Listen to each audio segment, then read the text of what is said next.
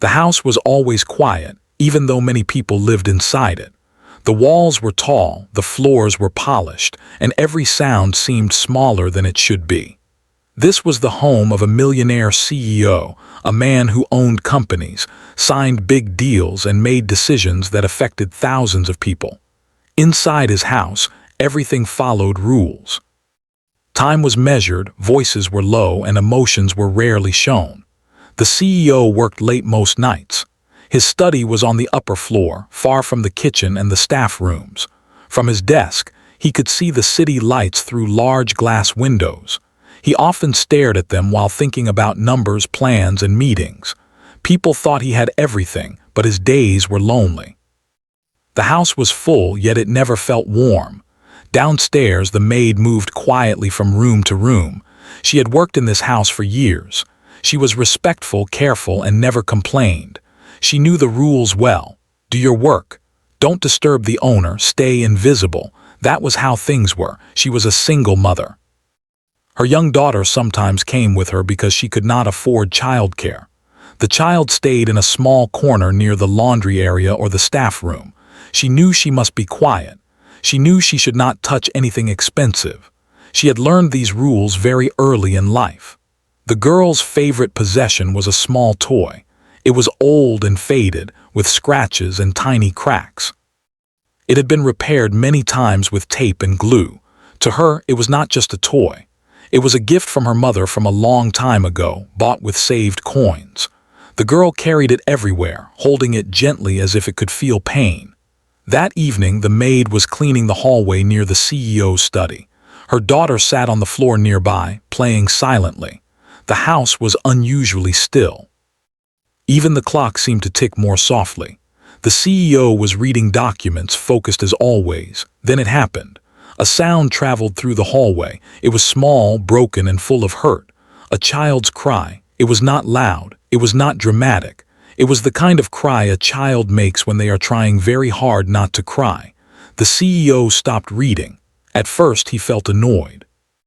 The house was never noisy. He disliked interruptions. He closed his eyes, expecting the sound to stop, but it didn't. The sound came again, softer this time, like someone trying to hide their pain. He stood up from his chair without fully understanding why. He walked toward the door of his study and opened it slightly.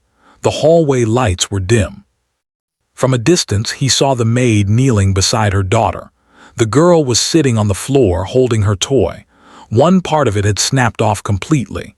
She tried to fix it with her small hands, pressing the broken piece against the rest, hoping it would somehow stay. When it didn't, her face changed. Her lips trembled. She looked at her mother, then quickly looked away, trying not to cause trouble. The maid spoke softly. She told her daughter everything would be okay. She said they would fix it later. She said they did not need to cry. Her voice was calm, but her eyes showed sadness. She knew she could not replace the toy anytime soon. The girl nodded, wiping her face with her sleeve. She hugged the broken toy close to her chest, as if apologizing to it. The CEO watched quietly from behind the door. He had seen many things in his life. He had attended meetings with powerful people. He had dealt with problems worth millions. But this small moment felt heavier than most of them. He suddenly remembered something he had not thought about in years. When he was a child, he had many toys but no one to play with. His parents were always busy. He never cried over broken things because replacements were easy, but he had cried over empty rooms and quiet dinners. The girl downstairs was different. She had very little, but what she had mattered deeply to her. The CEO stepped back into his study, closing the door slowly. His heart felt strange, as if something had been touched without permission. He sat down, but he could not focus anymore. The words on the paper meant nothing. Minutes passed. The house returned to silence. The maid finished her work and took her daughter to the staff room. The crying stopped, but the feeling did not. The CEO leaned back in his chair and stared at the ceiling. For the first time in a long while, he was not thinking about profit or strategy. He was thinking about a small broken toy and a child trying not to cry.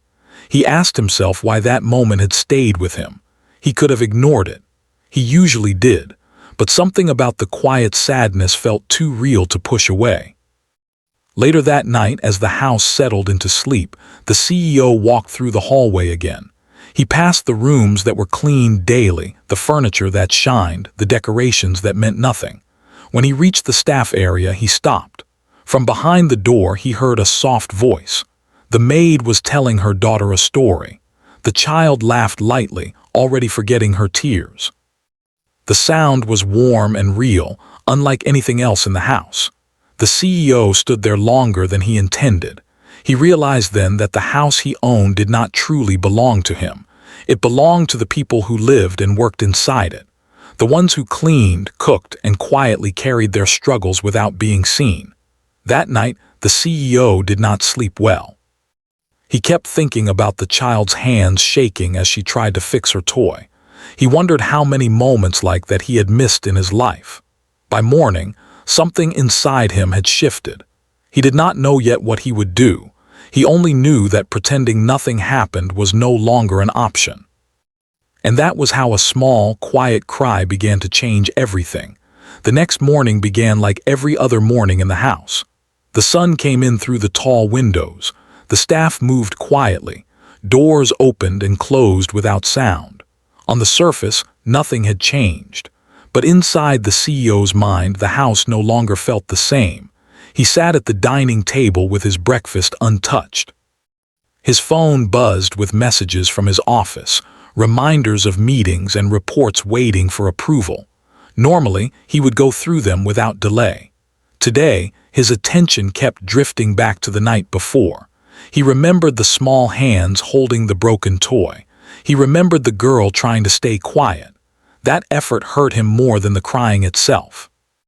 Across the house, the maid arrived early, as she always did. She helped in the kitchen, cleaned the common areas, and checked that everything was perfect. She did not talk much.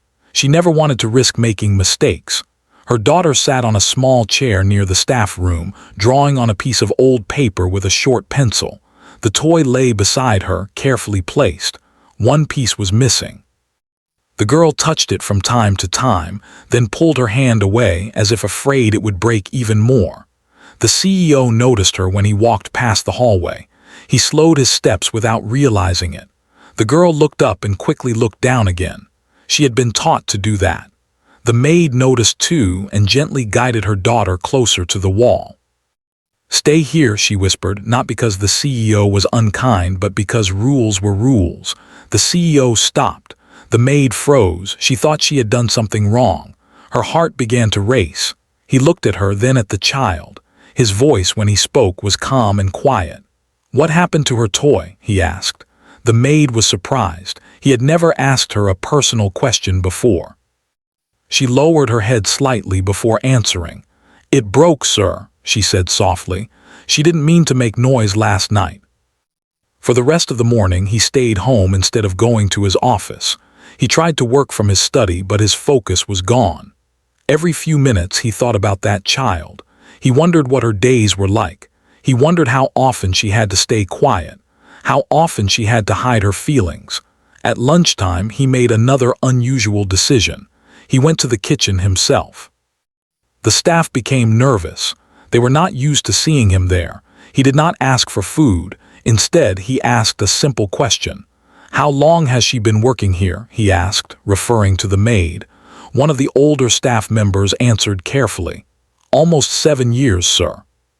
He did not say anything more. He returned to his study, but his thoughts were now deeper. He began to think about his own childhood again. His memories were clear but distant. He had lived in a big house too. There were helpers, drivers, and teachers, but there were very few moments of comfort.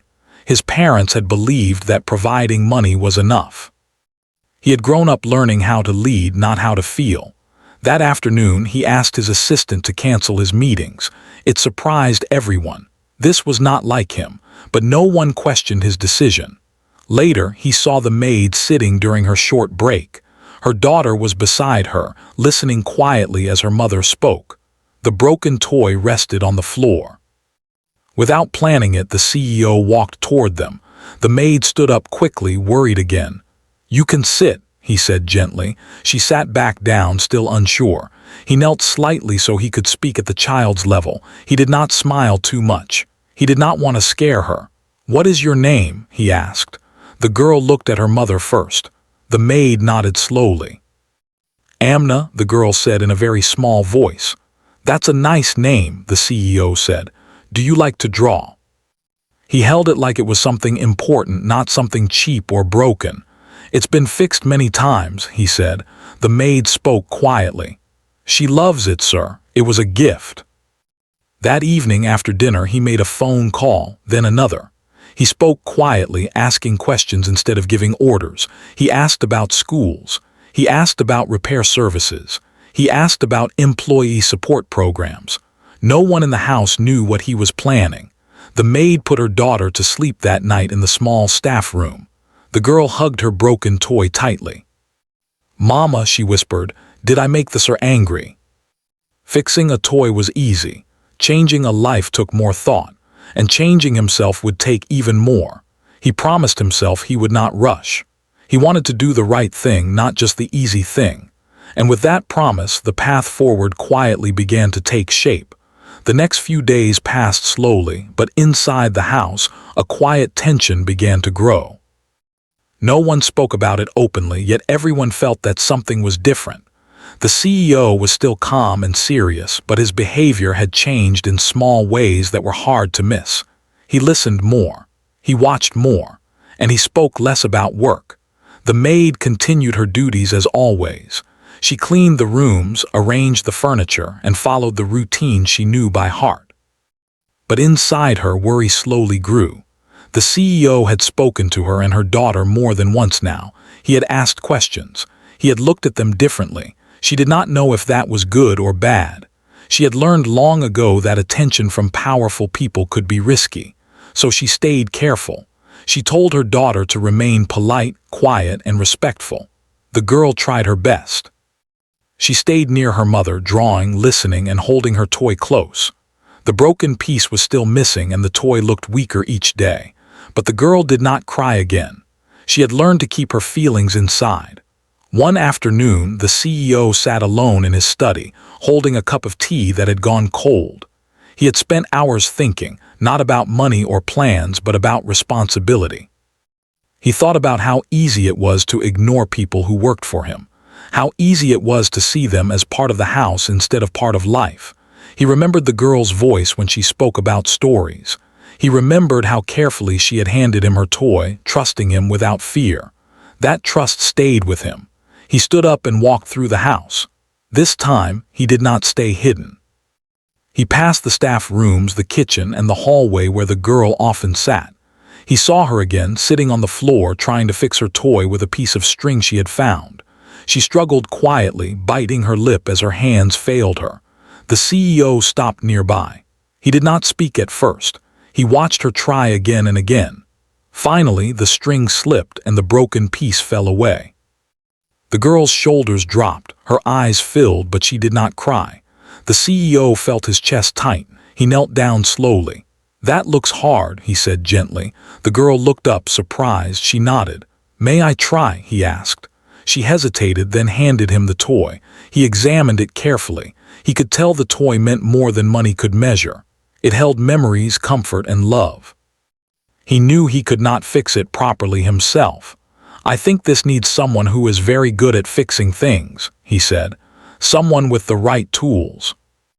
"I want this repaired properly," the CEO said, handing over the toy. "Please make sure it's treated with care." "It's important." He spoke with professionals, not loudly or proudly, but quietly and seriously. He asked about schools nearby. He asked about child development. He asked about how to support employees beyond wages. Each answer added weight to his thoughts. He realized that kindness without understanding could sometimes hurt instead of help. He did not want to embarrass anyone. He did not want to act like a hero. He wanted to do something right. The next morning the toy returned. It was clean, repaired, and strong again. The cracks were gone. The colors looked brighter, but it was still the same toy. Nothing about it felt replaced. The CEO asked the maid and her daughter to come to the sitting room. The maid's hand shook as she held her daughter's hand. She feared she had crossed a line somehow. The CEO knelt again and handed the toy to the girl. Her eyes widened. She touched it carefully, then hugged it tightly. A smile slowly spread across her face, real and bright. "Thank you," she whispered. The CEO nodded. "You're welcome." She was told she could take proper breaks. She was told her daughter was welcome in safe, comfortable areas of the house. The staff noticed changes too. The CEO spoke to them more often. He asked their names. He asked how they were doing. At first they were confused. Some did not trust it, others felt hope. The maid felt overwhelmed. She did not ask questions. She did her job, but gratitude and fear mixed inside her. One evening the CEO asked her to sit down with him. She hesitated, then obeyed. "I want to talk about your daughter," he said calmly. The maid's heart raced. "Yes, sir. I am offering fairness." That night the house felt different. Not louder, not richer, but warmer. The girl slept with her repaired toy beside her, smiling in her dreams. And the CEO, for the first time in many years, slept without the weight of silence pressing on his chest. The changes did not happen all at once, but everyone in the house could feel them growing day by day. It was like the house was slowly waking up from a long sleep. The walls were the same, the furniture was the same, but the air felt lighter. People smiled a little more. Voices sounded less afraid. The maid felt this change the most. For many years she had lived carefully, always watching her steps and her words. Now, even though she was still respectful, she no longer felt invisible. The CEO greeted her when he passed by. Sometimes he asked if everything was fine. These were small things, but to her they meant a lot. Her daughter noticed the change too. She no longer hid in corners. She sat at the table with her drawings. She asked questions. She laughed more often. The repaired toy stayed close to her, not because it was broken anymore, but because it made her feel safe. One morning, the CEO asked the maid and her daughter to come with him for a short drive. The maid was nervous again. She had learned not to expect too much. She dressed her daughter neatly and reminded her to behave politely. The car moved through streets the girl had never seen before. Tall buildings passed by, then smaller ones. Finally, they stopped in front of a simple but clean building filled with children's voices. "This is a school," the CEO said gently. The maid's breath caught in her throat. "I spoke with the teachers," he continued. "They are kind people. I believe your daughter will do well here."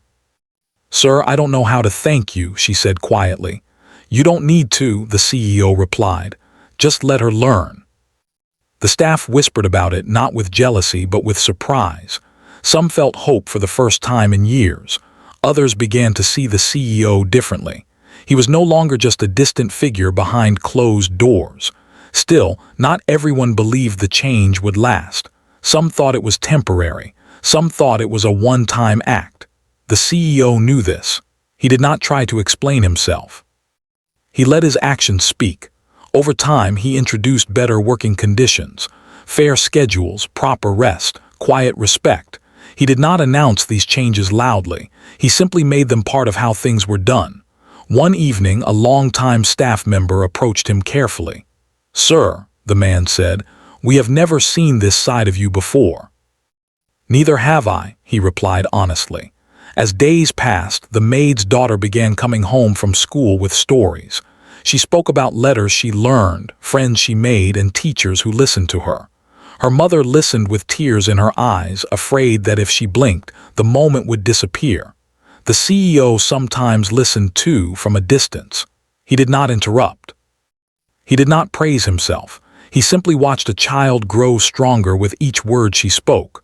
One night the maid knocked softly on the door of the study. She had never done that before. "Yes," the CEO said. She stepped inside slowly. "I just wanted to say," she began, her voice shaking, "my daughter wants to be a teacher one day." "That's a good dream," he said. "She believes in it," the maid whispered. "That matters," he replied. That night the CEO sat alone for a long time. He thought about how small actions could open doors that had been closed for generations. He thought about how power could be used quietly without pride. He also thought about himself, about the man he had been, about the man he was becoming. The house was no longer just a place where he lived. It was becoming a place where lives changed. One afternoon, the CEO overheard something that stopped him in his tracks. Two staff members were talking softly. "The house feels different now," one said. "Yes," the other replied. "It feels like a home." That evening, he invited all the staff to a simple gathering. Nothing fancy, just tea and quiet conversation. Some were nervous, others were curious. He did not give a long speech. He only said one thing: "I want this house to be a place where people feel safe." Later, as the house grew quiet again, the maid tucked her daughter into bed. The girl hugged her toy and smiled. "Mama," she said, "I like our life now." Success was not about how much you owned. It was about how many lives you touched without making noise. And the biggest change was not in the house. It was inside him. The months passed quietly, but the changes stayed. They did not fade with time. Instead, they grew stronger, like roots settling deep into the ground. The house that once felt cold and distant now felt steady and alive. The maid's daughter continued going to school every day. Each morning she woke up early, dressed carefully, and packed her small bag with pride. She walked with confidence now, no longer afraid of being seen. Her words became clearer. Her questions became bigger. Her dreams became louder. Her mother watched this change with mixed emotions. She felt happiness but also fear.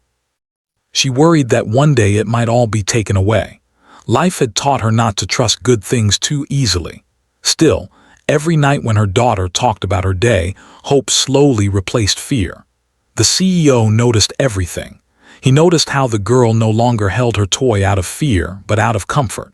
He noticed how the maid walked with her shoulders straighter.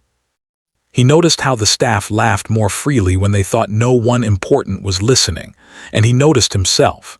He was no longer rushing through his days without looking around. He listened more than he spoke. He remembered names. He asked questions that mattered. The house no longer felt empty when he returned home.